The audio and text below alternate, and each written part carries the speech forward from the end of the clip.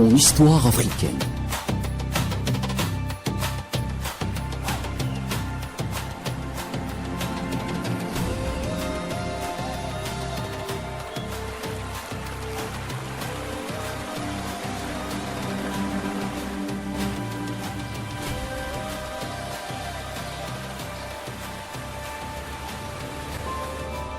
La vallée de Nok est située à 150 km au nord-est d'Abuja, capitale du Nigeria. La civilisation Nok est l'une des premières civilisations et c'est mon histoire africaine.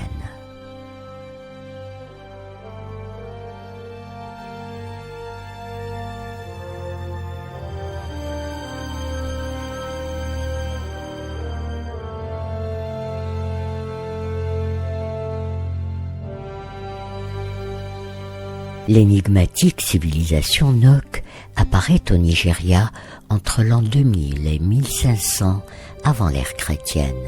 Certains disent qu'elle a existé bien avant.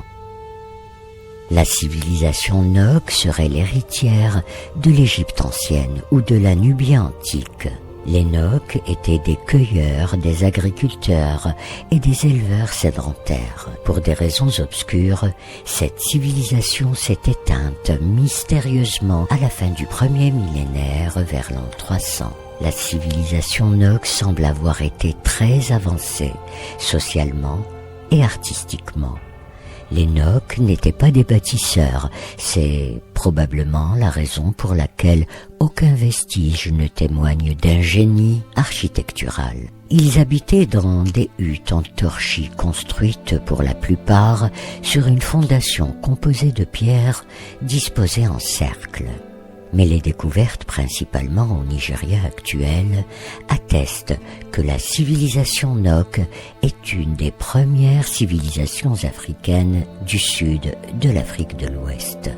À l'époque où les chasseurs et cultivateurs d'ailleurs utilisaient encore des outils taillés dans le silex du néolithique, les Nok pratiquaient déjà l'art de la terre cuite et la fonte des métaux. Ils maîtrisaient l'art du feu, de la cuisson, ainsi que la sculpture et le modelage. Les sujets de leur représentation sont principalement des dignitaires, des animaux, des reliquaires, des êtres hybrides aux yeux triangulaires, dont la plupart sont conservés sous forme de fragments. La majorité de ces sculptures étaient enfouies sous environ 8 mètres de sable et de terre et extraites lors de fouilles au cours de la première moitié du XXe siècle.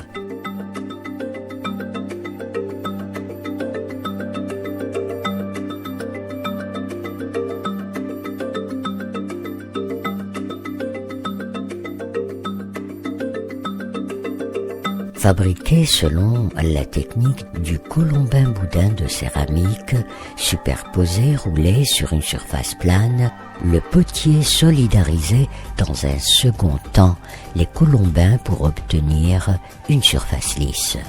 Cette technique rend la poterie plus solide à la cuisson. Ces terres cuites sont donc creuses et souvent les têtes fabriquées sont proches de la taille de l'échelle humaine, prolongées de corps stylisés à l'échelle inférieure. Enfin, après séchage, les poteries étaient recouvertes d'une patine pour obtenir une surface lisse et brillante. Les figures étaient sculptées de décorations linéaires. Les sculptures de tête de la culture Nok se caractérisent par des traits reconnaissables, des sourcils stylisés en angle ou en arc de cercle en opposition avec la paupière inférieure en angle ou en arc de cercle dans le sens opposé afin de former un cercle autour du regard. De grands yeux saillants et percés au niveau des pupilles. Ils ont d'ailleurs inspiré les masques des Yoruba.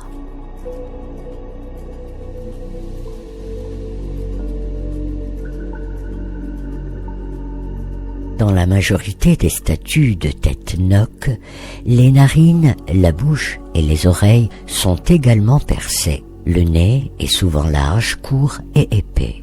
Les narines circulaires et dilatées, les deux lèvres de la bouche sont épaisses et écartées. La peau est habituellement lisse et parfois elle porte des scarifications. Le front est large et limité par une chevelure soigneusement coiffée. La connaissance des techniques de la pâte de verre a permis de façonner des perles. Les Nok sont considérés comme les pionniers du perfectionnement de la technique de la fonte des métaux. 13 fours de fusion du fer ont été découverts à Tarouga, à 55 km au sud-est d'Abuja, ainsi que des outils en fer tels que des houes, des haches et des fendoirs, utilisés pour l'agriculture.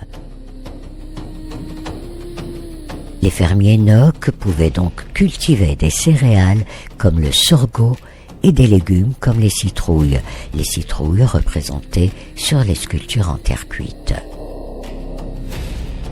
C'est à l'occasion de recherches de gisements miniers sur le plateau de Jos en 1929 que la culture du peuple Nok va réellement être redécouverte. Les premières pièces sont sorties de terre. En 1932, un groupe de 11 statues en parfait état a été découvert près de la ville de Sokoto de Katsina et au sud de la Benue. En 1977, le nombre d'objets en terre cuite découverts au cours de travaux d'extraction minière se chiffrait à 153 unités. Les statuettes avaient été charriées par les crues vers les vallées situées dans les lits des fleuves desséchés de la savane, du centre et du nord du Nigeria, au sud-ouest du plateau de Jos. L'avancée des recherches révèle des rites funéraires Nok. Et en 2005, les fouilles ont révélé une pirogue enterrée de 50 cm de large et de 8 mètres de long. Au carbone 14, sa datation remonte à 8000 ans et s'attribue à la culture Gadjigana, un des 3 complexes néolithiques de l'Afrique. En 2011, la découverte d'un dépôt de terre cuite céramique et pierre polie confirme un site funéraire à Ifana. À quoi servaient ces mystérieuses figurines? Que nous apprennent-elles de leurs auteurs? En 2017, des Nok restituées ont été exposées au musée de Lagos. Elles ont donné ainsi l'opportunité aux Nigérians de découvrir l'art Nok. Un plaisir sans doute bref. Il s'agit d'une exposition temporaire. Au Nigeria, le musée Onikan dans la capitale Lagos est le seul lieu qui expose les têtes Nok ainsi qu'un présentoir de vieilles cartes postales jaunies qui reproduisent le patrimoine archéologique nigérian. En 2023, plusieurs œuvres Nok exposées en Europe ont été identifiées et restituées aux Nigérians via l'UNESCO. La loi de mai 2026 permettra un retour des œuvres Nok au Nigeria. Mais pour l'instant, seuls les visiteurs des musées du Quai Branly et du pavillon des sessions au musée du Louvre à Paris en France peuvent observer ces merveilleuses reliques.